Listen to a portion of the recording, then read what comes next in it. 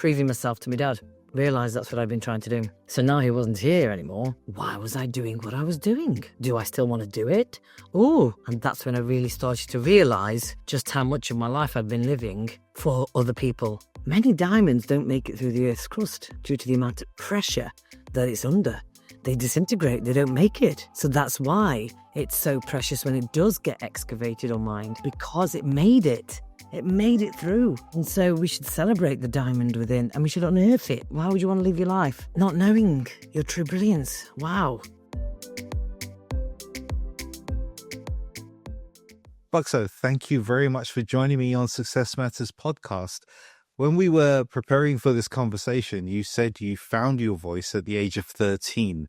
So would you care to share how you found your voice? And I think at that point, it's also metaphorical, but actually as well, literally. Okay. So a lot of your listeners may be familiar with the kids' TV show called Why Don't You? In the 80s.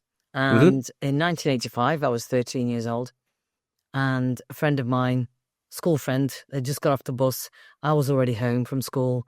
The two friends were singing a Care Bears tune in the street, the film or the TV show Care Bears. And some guy came running out of a studio and said, girls, I've been let down by my choir. Could you please get somebody else and sing for us? I mean, you wouldn't get away with it today. Yeah. So they came and knocked on my door, and I didn't live far from the studio. Knocked on my door and said, Buckso, this is what's happened. Come on, we've got to go. We need to go and sing this song. And I was like, please, Mum, can I go? Bearing in mind I'm the, a middle child of 6 to first generation Indian immigrant parents who are just really trying to survive in a country that isn't their own. But and here I am saying, can I go and sing this song? And of course, the first question my mum asks is, will there be men there? Will there be men there? And at the time, I was thinking, what a stupid question. I don't know. Yeah. And I was like, but she goes, oh, don't tell your dad. So that permission slip was essentially the key to me getting into that studio and singing a theme tune to that kids' TV show, Why Don't You? And getting the front cover of the Evening Sentinel back in Stoke-on-Trent, and also page 70-something on the Radio Times, and a kind of tango. That was it. That's what kind of tango. Kind of tango, which I've never drank really since. But that's where I found out and realised that I could sing. And that's where I got this joy that came from realising this feeling I was getting from expressing myself vocally was euphoric. And I would never have been able to go to singing lessons or things like that. They weren't even in my arena, my sphere of existence. I mean, I went on then to choose music, drama, French, art, and maths and English and the sciences for my GCSEs. And I think massively that helped me. That experience helped me.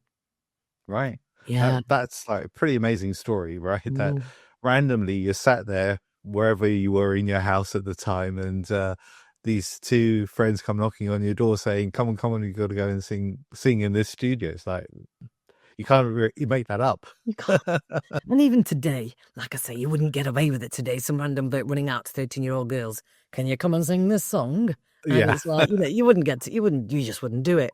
But this just goes to show the whole concept of opportunity, unrecognized, unanswered opportunities that a lot of us probably had in our youth that went by without us realizing that's what they were. And there was a reason for me finding my voice at 13. Didn't know it until I was 47 of the reason why.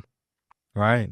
So, and great, kudos to your mum to let you go and actually take part in that, because as you say, growing up in first generation immigrant families, there's certain expectations, particularly of girls, that you kind of like, you don't go out like that on your own and all that sort of stuff. Yeah. So absolutely was. And, I didn't even understand the concept of some of the things that were being said. So it was almost like, I didn't even know what to say to that. What do you mean? Because it meant that it was just crazy because you never got really, nothing was ever explained. It was like, 12 years old, Buckso, right now you need to start wearing some traditional wear now, and you're not going to play out. You're not going to play out anymore. Why? Indian girls don't do that. But why? And you never got an answer. And I've always been somebody that's been I ask questions. I ask a lot of questions. And even to this day, if I'm out anywhere, if I find something intriguing or I find somebody interesting, I will be with my questions, like machine gun. And my husband is he's almost like gets all apologetic about it. I mean, he's probably thinking from his place, for God's sake, let the person go, stop grilling them, and yet for me, from my perspective, it's more about, I find them interesting, see it as a compliment that I'm actually asking you these questions, because you should be able to discern whether somebody's genuinely interested and somebody's just nosy. There is a difference. There is a difference. There is a difference, and certainly if it's that kind of machine gun, there is the risk it sounds like an interrogation as well, which can be what he feels. So he's projecting onto me, isn't he? Yeah, he is. You got that light shining in their face because it's just fire questions. That's how he would feel, evidently. Is that kind of how, when you were dating, is that what you did as well then? Well, with your husband? I did actually. I asked loads. I guess I did actually. I mean, I asked what I did do was at the workplace was like, oh, have you worked with Nick? Have you worked with Nick? Have you worked with Nick? Did you tell him I fancy him? Did you tell him I fancy him? Have you told him about it? It was like, what did he say? What did he say? I used to analyze and dissect things all the time, not with him, but just in life generally. I used to just analyze and question everything and never let anything be just what it was. Although I very much live my life like that now. Mm-hmm. I just allow things to be what they are, because I'm in a space and place that is very secure now. Yes. So that's a good point, actually. When you were constantly analyzing, did that bring a lot of stress and strain and, I don't know, emotional weight to you? I felt it was the only way I could be in order for me to, probably, looking back now, in order to feel safe in any given situation, because everything was so alien to me, having been brought up in quite a sheltered upbringing. Right. And so meeting my husband only sort of like a year, 18 months, 2 years-ish after I was quote unquote free from the constraints of my upbringing and moving out. I think that was ultimately because I hadn't been out clubbing, and I wasn't streetwise per se, although I did, as we did in the 70s, roam the streets till the street lights came on. Mm-hmm. I was my sixth senses were great, but I think for me to feel safe in society and gatherings and whatnot, which I'd never done before the age of 24, I think that was a form of protection from my perspective, is to find out my surroundings, what they were about, weighing them up through the questioning. So it wasn't even something I thought about. It was just a way of being for me. Right. Was it also, were you coming at it from an angle of what could go wrong? What could be the problems I'll face? What could be the negative aspects, if you like? Of maybe not consciously, certainly not consciously. Mm-hmm. It was genuinely like, I think it might have been even a distraction method, so they didn't ask me anything about my life. Because then I would have to say things that made me feel ashamed at the time. Yeah. So when I think about it now, I don't like being asked 20,000 questions. And I do get that from some people who haven't seen me for a while and have known me for years. And it's one of those, what are you up to? Are you doing any more acting?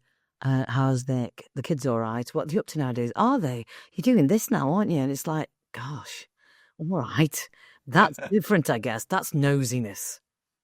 That's like, look, I'm on Facebook and whatnot, and you never send me a message per se if you're that interested. If you've seen something I'm doing, they go through the whole gamut of things that they've seen you do since they last saw you, and you're like, didn't you feel like commenting then? Yeah. Or something. Why are you asking me all this now? That's nosiness. That's when to know that it's nosy behavior. Yeah. I think it's interesting because sometimes people, what you were saying about not wanting to let them ask you questions about yourself, so you were filling the space, so they didn't have the space to ask that question, right? Correct. And quite often when men get together, we can sit there almost in silence and say we had a great time together without asking any questions at all. It's kind of weird kind of dynamic there. Yeah, because I'll say to my husband when he's been out with his friends, I was like, so what's new then? What do you now know that you didn't know before about the lads? What's new in their life? And he's like, didn't really talk about much, really. I'm like, that's crazy. You haven't seen these people for 10 months a year. What the hell? You know, You summed up two mates getting together in the pub and perfectly there. invariably it's when they've gone to a footy match.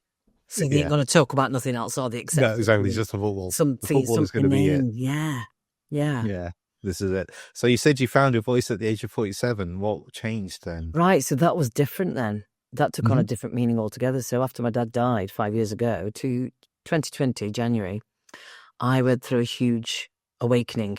In fact, literally, it's like my voice took on a whole new shape, my voice box, because from April the 5th, and I remember that date, indelibly marked, I eventually, gradually over 6 weeks period, my voice just started to go.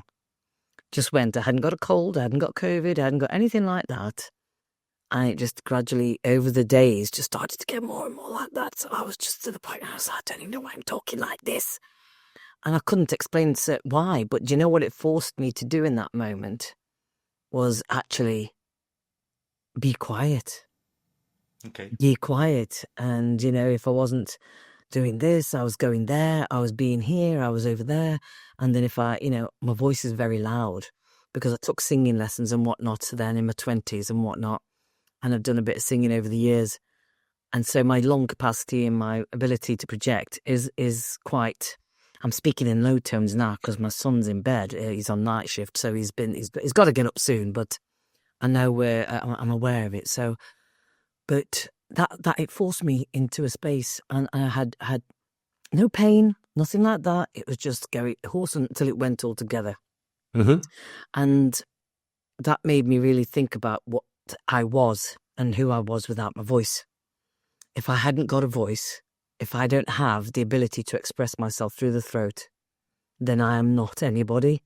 And the stripping of all the identities that I'd had imposed on me from my parents, the culture, the ones that I'd imposed on myself through my upbringing and my limiting beliefs and my subconscious programming and all the beliefs that I'd created, all of them started to fall away. It was like everything and nothing mattered except me getting the ability to speak and sing again. Now, as an actor, I went into acting 10 years prior to that at 37, 38. And if somebody had said to me, Buckso, acting or singing, what's it going to be? I'd have been like, get rid of the acting. I'll do the singing. Give me my voice. Make sure I've got my voice, because without my voice, I am not anything. Not because it helps to pay the rent, but because it's a way I express myself from my truth. And I think what was essentially happening, whether you believe in this or not, I believe it, is my voice, my vocal folds and all of it was taking on a new shape, because I even started, when it started to come back, over the months thereafter, and then, over the last couple of years even, every now and then I'd get a pain in my throat, and I'd think I'd be coming with a sore throat. I'd have it for 2 days or something, as though, again, they call it growing pains, don't they, when you have them in your body when you're a teenager. But I genuinely think that my vocal cords and whatnot were taking on a different shape to accommodate what it is that I was to do, which is to become a speaker and someone that vocalizes energy healing through her voice with sound. Genuine, because I used to say things, I used to laugh, and I'd be laughing and be thinking, is that me laughing? Because I would sound so different. It'd be like, oh my God, my voice is changing. And I'd be able to hit higher notes. When I was singing songs, I'd be like, oh, I can sustain that note very well. And I wasn't doing any vocalizing or exercising or singing lessons. So I know, hands down, that physiologically, my body was changing, and it was changing shape to accommodate a new sound for me to be able to express the healing through sound of my voice. Right. Okay. This is fascinating. There's a lot there. There's absolutely a lot there. And what's also fascinating is a previous guest of mine, not so long ago, a couple of months ago, her name's Tiffany. She went through a traumatic phase in her life. She was a singer and is a singer. She used to sing opera and all sorts, stadiums and all those sorts of places. When she went through that traumatic experience, her voice changed. And now her voice is different to how it was. So it's really interesting that you say this too. Well, that was a trauma. Obviously, the grief, wasn't it? The grief that I was going through initiated a physiological change in my body that, because I was always somebody that expressed herself anyway, I can't imagine what somebody who never did in their life might be experiencing after grief or loss or whatever in their voice box and their throat afterwards. I can imagine if there was anybody to do a bit of research, I'd be interested to know how many people have throat issues after grief. Yeah. Well, do you think maybe it was also because you were trying to hold in your grief, your mourning, No way. and There was so no. you weren't expressing it? It Oh, was opposite. I'm very expressive. Yeah. Right. And I think what was happening in that moment was it was forcing me to start the healing process from the right place for me. So I would have probably, even not being able to shout down somebody from upstairs, because I could shout from wherever I was in the house. I would just do it, and not being able to do that or get attention, or I was really being forced to, oh my God, think about who I am. What am I doing? How do I communicate better without just shouting? Because everything was shouty before, and I was quite an angry individual as well. Before my dad passed, Right. which is a whole other topic. But happy to talk about it. But I think there's a lot to be said for what it was that it did for me from a place of making sure that I really went within to process the grief and forced me to do that, which in turn opened up a part of me inside that had all these questions that I thought were like, what's all this question? What's with all the questions and uncertainty? I know what happens after we die. I've been in the world of spirituality since I was 19. I get what happens after as well. What's with the questions? Yeah. So they were here I was again, getting more questions, but of a different level. Right. They were from a depth, and I often talk about the fact that through my healing journey, I went to the Mariana Trench of my soul, to the depths of myself within that was so deep that I felt like I was in the trenches, Mariana Trench, trying to find the answers. Right. And that's where I got them from, which is a place of depth that you can only take your clients and whatnot to what you've been to. And I think that's what it's preparing me for as well. Right. Okay. Mm. Yeah. So you with your clients, you're like the guide that's helping them get to that, but also then bringing them out from that. Exactly that. Did you have anyone helping you go through that journey This when is you went it. through it? Because asking for help and having help was something that never came into my periphery. It was like, well, you made your bed, lie in it. That's what because you brought up that way. It's like, that's what you wanted, isn't it? Well, suck it up, buttercup. That's what you asked for, reap what you sow. Get on with it. And I didn't realize that I could ask for help. Right. So, yeah. So I kind of bumbled through it on my own, but with the help of one specific woman that came back into my life, actually, just before my dad passed, interestingly, who I'd known since 2013 on and off. She became a massive part of my healing journey. She's a spiritual mentor and healer. And she became a huge part of that, and she massively helped me. But I didn't ask her for help. She volunteered it as though she was in the right place at the right time for that specific reason. Right. Okay. So I don't think you can't go through it alone. And I know there's plenty of hyper-independent women out there that are going through life trying to do it on their own, and you just can't. You just can't. Yeah. So now do you still act, or do you do the spiritual coaching mostly? Well, this is it. Before lockdown, before Dad died, I wouldn't have probably said no to an audition. I'd have gone to anything and everything that was thrown at me. They weren't coming through the email every week. It's not like I was in a position of luxury where I could pick and mix what I wanted to do. So I'd never say no to anything that came through from my agent. Like I say, after my dad died, everything was like, do I want to be an actor anymore? Do I still want to do this? Do I still want to be married to him? Do I want to do that? All the things that I've been I realized I'd spent my life the last 25 years or 20 years as it was then, proving myself to my dad. Realized that's what I've been trying to do. So now he wasn't here anymore. Why was I doing what I was doing? Do I still want to do it? Oh, and that's when I really started to realize just how much of my life I'd been living for other people, not actually thinking I was making all the choices and decisions. Yeah. I was actually living it for the approval, validation, respect, attention, I don't know, from someone else, my dad.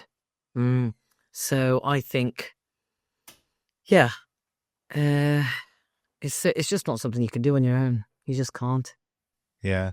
To be fair, I think many of us live lives based on other people's validation, other people's views of how you should be living your life. Terrible. And then something happens, like in your case, your father passed away, that there's this moment of realization that actually, no, I can live life on my terms. Why am I living it on someone else's terms and what someone else's expectations are for my life? Yeah. Approval, constant approval, hoping he'd come round and have some time with the husband and sit down and have a beer with him and stuff, which he never did.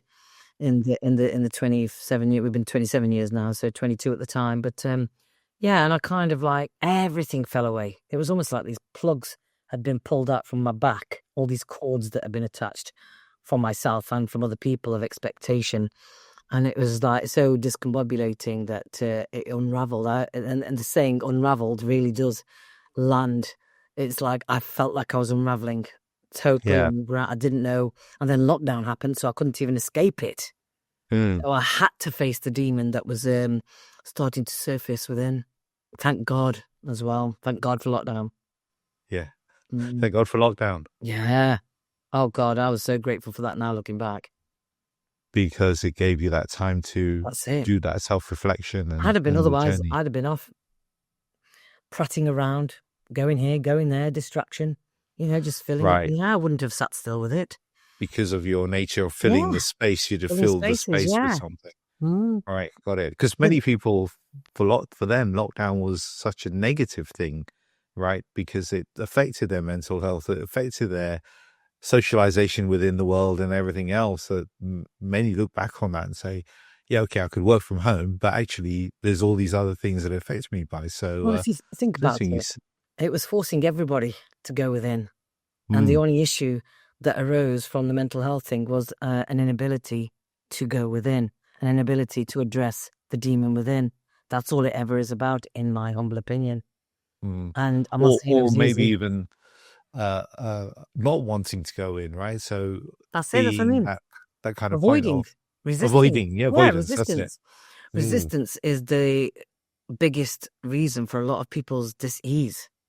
Is the inability to surrender what's occurring, because they put so much power and validation and value on things outside of them that they don't think they can function without this, and this being this way and that way. And they do it with their eyes closed, unconsciously. They're not even, you know, it's like, this was a great reset for every single one of us. This was a huge reset opportunity for every single one of us. Yes, we lost people, right? Yes, folks died. And if you're somebody that lives, eats and breathes mainstream media, you'd have felt it worse than everybody else. Lockdown was great because it stopped us watching TV in the day. I didn't watch the news. I stopped watching the news from that there on in because the lies that were coming out of there. And the programming just got even more evident of what they were trying to do, getting us all clapping like bloody idiots on a Thursday and bashing pots and pans like that was going to make everything all right. When I think back to that madness that they all had us in, and everybody was just like, I think it just sorted the wheat from the chaff. I really do. It was a great, great social experiment, in my opinion. Okay, well, yeah, we'll leave that one there. Yeah, I know. Go down a whole rabbit hole around. I know. What's it wherefore. As you know, it's called Success Matters. This podcast is called Success Matters. What does success mean to you now, Buckso? The ability to choose, freedom. That's success. When you have the ability to choose, you have the freedom to be, do, and have what you want. Okay, not necessarily have what you want when you want it, but to have the capabilities to get what you want. And I say get what you want, not from a materialistic space. Success is being so connected to yourself, your true self, the one that is your highest self, your true North Star. That's success, because all the magic that brings and has brought me in my life, if I died tomorrow, I'd be very, very content. The contentment from that, knowing of, all right, I get it now. I get what all of this, being here on this planet, doing that, doing this, being here, being there. I get it all now. The veil's been lifted, and I see the truth of what it is to be a human being, a soul and a spirit, having this human experience. That's success for me. I get it. I got out of the escape room, shall I say. So for someone who maybe is not, like you mentioned that you had all these identities that you were carrying and all this kind of stuff that you were carrying, and you freed yourself of that. So as a spiritual coach, as someone who helps people with their life journey, what bit of advice could you give to someone listening to this to say, to shed those, those things that are holding them back? Well, first of all, they've got to want to. That's the first thing. So anybody who's listening to this or watching this, those of them that will be like guffawing at what I'm saying or rolling their eyes, they don't want to, and it's unfair. That's the first thing. Do you want to know how to have a better way of living and free yourself from the self-imposed constraints? Do you want to? Well, the first thing you would do, and there's 7 processes, 7 steps that I take my clients through, which is the acronym SPARKLE, how to get your sparkle back, which is what essentially happened to me. This isn't something I've read 200 bloody books on, and created 7 modules. It's like, no, this is lived experience. And from what I know to be the truth, the minute you get to become self-aware, that's when you really get to realize what the P is, your purpose. Becoming self-aware reveals the purpose of your reason for being here. From the purpose, you go to the A, which is then you being able to live your life authentically as the real you, the real version of who you are, knowing that everything up until that point that you went through only helped you to build your resilience, the R. From that resilient place, you are now in a place to know yourself, which is the K. Knowing yourself is the most magical of all of these, because from that point you can truly step into the role of leadership. Right. By becoming the E, which is the embodiment of all that is. You embody things. A true leader, conscious leadership starts with you being the embodiment of what it is that you want from your staff, your team, the people that are influenced by you, by just becoming the embodiment of it, not barking orders, but becoming just the embodiment of it, that you can be in a space and place without saying the word, and folks see you, hear you, get you, and feel you more than anything else. So that is the simplest thing you can ever do. There's no difficulty about any of that. I just didn't know that that's what I was going through. When I look back at it, I realize literally that's what, because I had this burning thing to really find out about diamonds and how you can make your diamond in a laboratory from the ashes of someone that's cremated, as my dad was cremated. I was like, I wonder how they make diamonds out of ashes. Well, we have up to 2 or 3 grams of carbon in our bones when we die. And it's the carbon that's formulated inside a lab over 10 months that grows the diamond synthetically. And then you pay 3 or 4 grand for it and you have it on a necklace. And I was thinking, but why do you have to die in order to shine or blind people with your brilliance? Why don't we all unearth the diamond within by extracting ourselves from the mine in that dark place and reveal those many facets of us that we keep hidden, which for me, again, were those 7 points of the word sparkle, because that's essentially what I'd gone through to reveal the diamond within. And people often say and comment on my energy, I could listen to you all day, Buckso, and that's just me emanating my true brilliance, which is without ego, or is without a desire to be liked or impress or validate or disempowerment. It's all of it's empowered. It's from an empowered place. It's from a place of knowing. I'm convicted in my knowing of who I am now.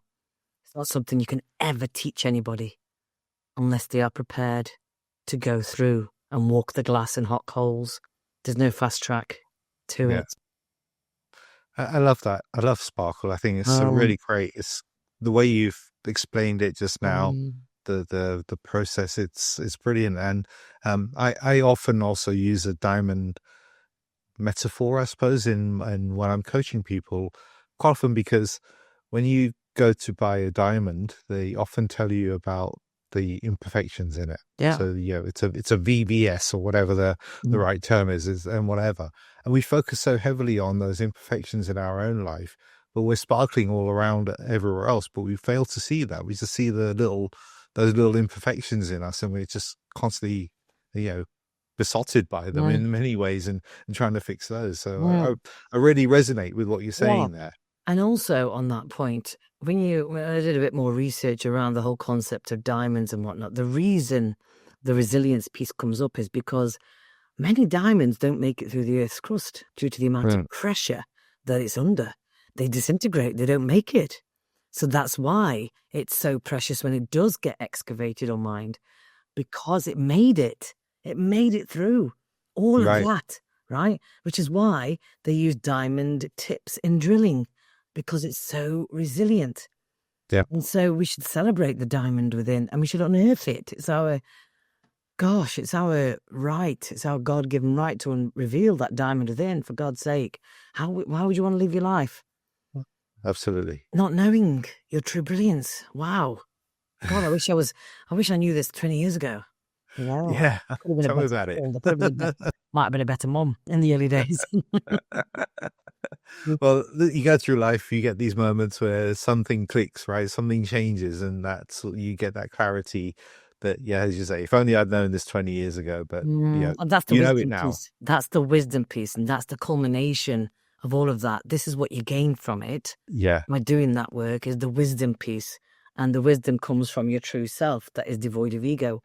And so that's where the House of Wisdom came to be as a result of that 18 months ago.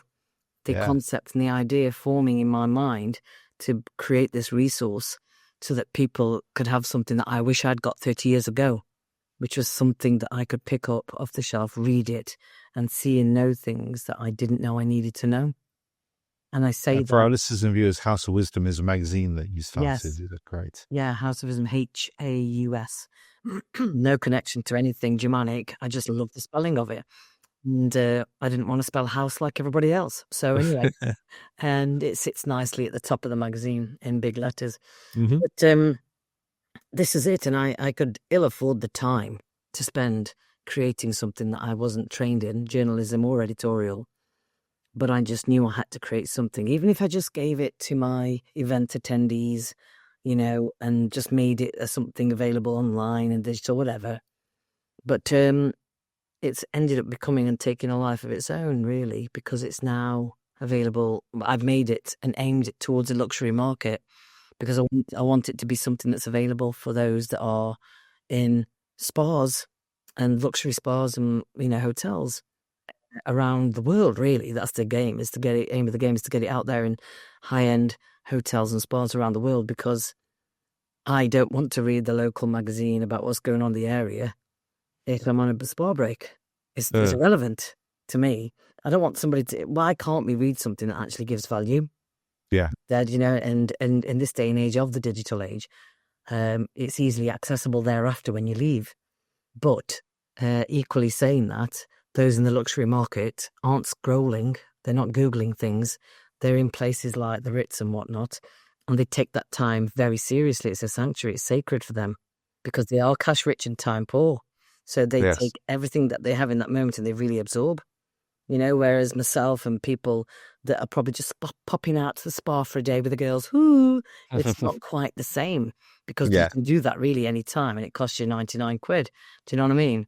But when you go into the Ritz and places like the Dilly and, the Belmont and whatnot, you're not just popping to the spa as Joe blogs. It's the luxury market that they have real value for things like that. Time is the most expensive thing that they have, because they can't get it back, but they can leverage it better. Yes. Yeah, that's really cool. That's brilliant. I have a tradition on my podcast that I ask a previous guest to ask a question for my next guest. It is randomized. They don't know who the guest is going to be. And similarly, like when you ask the question, you won't know who your guest is going to be. So my previous guest asked this question. And the question is, what would you teach the next generation about the meaning and value of success? What would I teach the next generation about the meaning and value of success? Let me just write it down in case my perimeno brain lets me down just now. Okay. Meaning of success to the next generation. Well, I wouldn't be here trying to teach them the meaning of it, because success for me at their age wouldn't have felt anything like what I'm trying to tell them it is from my point of view now.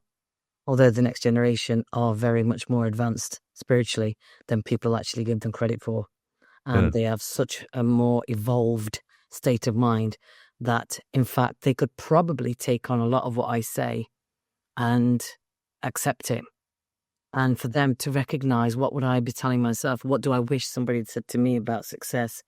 It's what you decide for yourself in any given moment, because it's interchangeable. And I think success will change for me again in 10 years' time. And it's not something that is set in stone, as is nothing. Nothing is set in stone. And it can mean to you very different things if it's giving you peace. Success brings peace for me, right? Inner peace and contentment. And I think that's the thing that I would be urging to the 20-year-somethings to be seeking for themselves. And the value of success, again, it's all relative, isn't it? And educating them on the fact that it's based on what you're feeling in any given moment. And again, it's interchangeable. It's not something that you should ever hang your coat on as being the thing, but just be more fluid with how you decide to judge it to be. Just allow it. Allowance is key. Yeah. Peace is, I think that's both meaning and value, right? Right. So that's really cool. Yeah, absolutely. Do you have a question for my next guest? I do. Man, this is a question because a lot of people, I think, I could ask this to everybody I meet for a whole day, and I can guarantee a lot of them would say no to me. Okay. Do you know what your core values are and which one of those is currently being compromised and why? Oh, okay. Do you know which your core values are and which one of those is currently being compromised and why? That's an interesting question. That's a long one. Sorry, I made it too long. It's a long question, but it's a very valuable question, because we talk about values, but we don't necessarily talk about what's being compromised and always. why. If you're feeling out of funk, with something, I always tell my clients our core values are our true North Star. Find out what they are, and your ship will be back on course again. Yeah. Right? Because that's what the captain's always looking for. If his compass isn't working, is to find the true North Star, right? The North Star for the true North, right? And that's what I have found to be over these last 5 years. My true North Star is recognizing straight away in any given situation. That's where empowerment comes in. You get that empowered state, knowing what your core values are, and in any given situation, which one of them is being compromised. And for me, out of the 5 that I have, the 3 of them are non-negotiables. And if one of them is being messed with, I can't let that go. The other 2, I'll allow it. But then you know that. And nobody can argue with you if you say, a lot of people don't like saying no. What they don't realize is that you don't always have to say no. You just, the simple statement by saying, that actually does align with my core values, so I don't think I'm going to go ahead with it just now. They can't argue with that. Yeah. They can't tell you what your core values are. How dare they? They wouldn't dare. But you've got to know what yours are to take your power back. And that's where being empowered comes from, in my humble opinion. Yeah. No, absolutely. Values, your core values are the things that drive you forward, right? And they're the things, as you say, when they're compromised, they often lead to, we touched on it earlier, it leads to illness and sickness and other things. All the things. Because it manifests itself in different ways, right? It doesn't always be, it could be stress, it could be something else. Of course. It's never the thing. And if you think about, for me, I've always had freedom as one of my core values. When I was 21, freedom meant getting out of my household and not being made to marry the way they wanted me to. So that was freedom for me, was getting out of that. I'm out of it now. I got out of it. So what is it today? Freedom is being able to have the choices to still do what I want to do without restriction. And I'm going to struggle to do that if I end up getting a job that ties me down Monday to Friday, 9 to 5. That will send me over the edge. So I now know that that's something as long as if it's not for somebody else, I don't mind doing it for my own business. But and that's where you can really find out how to say yes and no to things in a better way. All right, that's cool. So we're at the top of our time now, unfortunately, but it's been a really, really great conversation. If people want to get in touch with you or to find out more about the work you do or your magazine, what's the best way for them to do so? Okay, so they can email me at hello@houseofwisdom.com, making sure they spell house, Haus. And you can catch me on Instagram. I am Buckso Dhillon, or the other one is The House of Wisdom. And I'm on Facebook as well, and LinkedIn. For those of you that are on those platforms, Instagram is the most prevalent for me. I'm very much an Instagram person. But yeah, drop me an email. Yeah. Cool. Great. Well, thank you for taking part in Success Matters. I've really enjoyed today's conversation. Thanks, Sanjay. To find your success, contact me at info@successmatterscoaching.com. That's info@successmatterscoaching.com.